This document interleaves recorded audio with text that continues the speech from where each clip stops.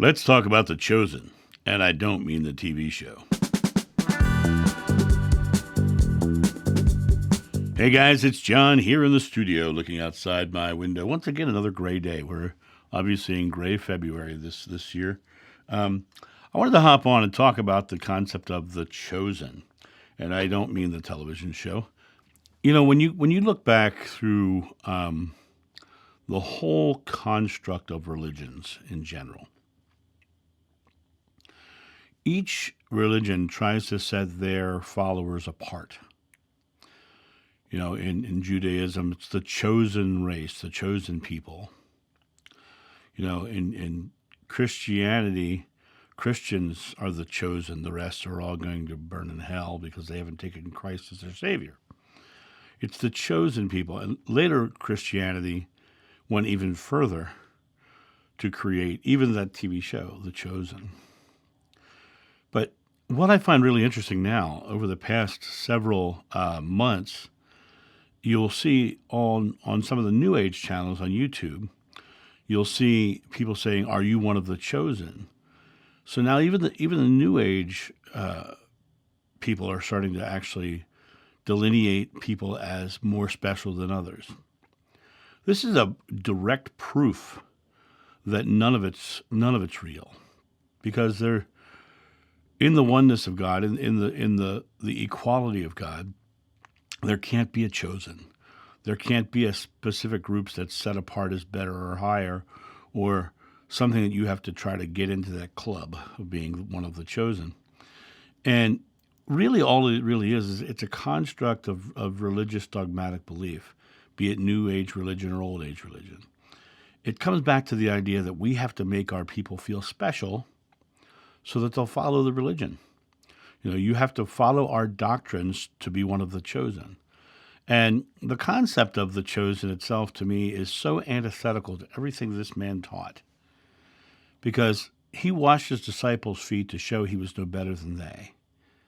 He was showing them that you know, they were not only the same as him, but would probably do better things than him. Greater works than I've done you will do.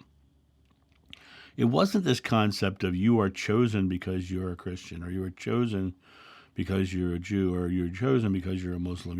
It wasn't any of that. It had none of that teaching in there.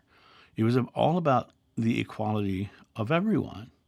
You know, there are many times you see him taking the defense of women in the Bible, or talking to a woman at the well, right?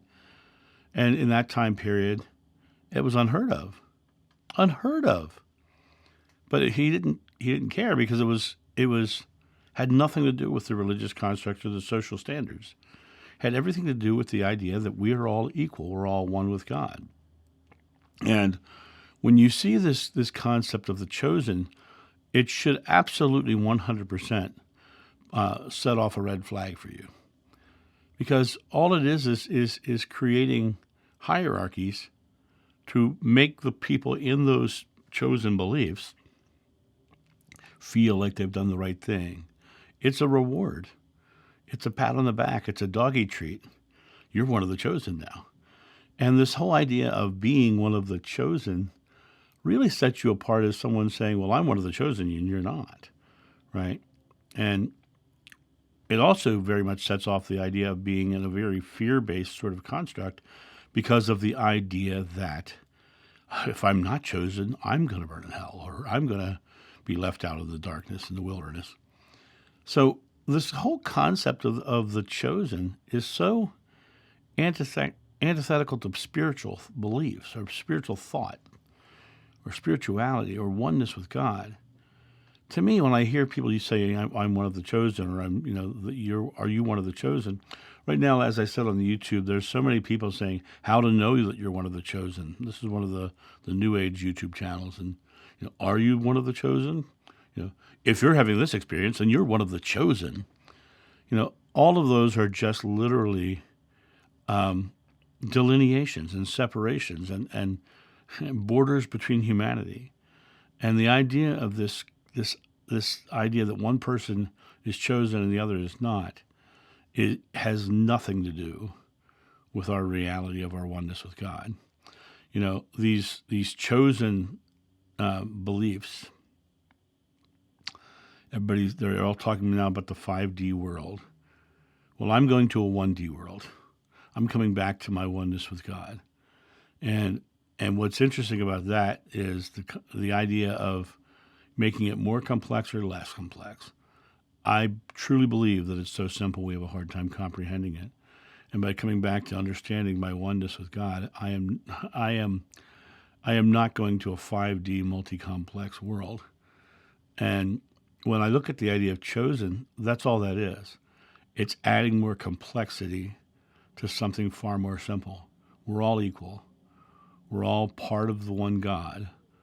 We're all love. And the second you start setting people up on pedestals as chosen, you're actually going further and further away from your oneness with God. Because that delineation itself, be it you're the one who's chosen or someone else is, that delineation itself is the idea of not being one with God. Because one person can't be better or chosen or set aside as something different if we're all one. Because, people will look at racism and homophobia and Islamophobia and all these things. That's all comes around the idea around the chosen and who is right and who is wrong. And it's the division that in my personal opinion is wrong. We are one in God. I had someone just yesterday put up a comment that was very interesting because her comment was very much anti-gay. And she tried to frame it as not being anti-gay, but now she's like, well, I think people are making it cool to be gay. I'm like, I think that you're afraid that people are going to make it cool to be gay because of the idea that you have a problem with that. And to me, when I look at there is no part of God that is unworthy or less than any other. And love in any form is never wrong because God is love. Gay, straight, I don't care. It depends on your intention, your love. If you're being harmful, or, and there's harmful people in all walks of life. There's buttheads everywhere. But if you're truly living your life and loving someone of the same gender or of a different race, why? It doesn't matter. Love is never wrong in any form. And when you come to that realization that if that's truly the case, then there can never be a chosen. There can never be someone saying that I am set aside to go to heaven while you're not. That's just hooey, as my mom would have said, right? Hogwash, And it really comes down to us all coming back to that oneness with the source and loving one another. That's how we change the world. We don't change the world by creating another set of divisions within spirituality itself. I'm chosen and you're not. No. We love one another. That was the last commandment. I leave you one commandment, love one another. So there's no chosen in that statement. So you guys, this is my thought on this. You guys have a great day, and I'll talk to you soon. See ya. Bye.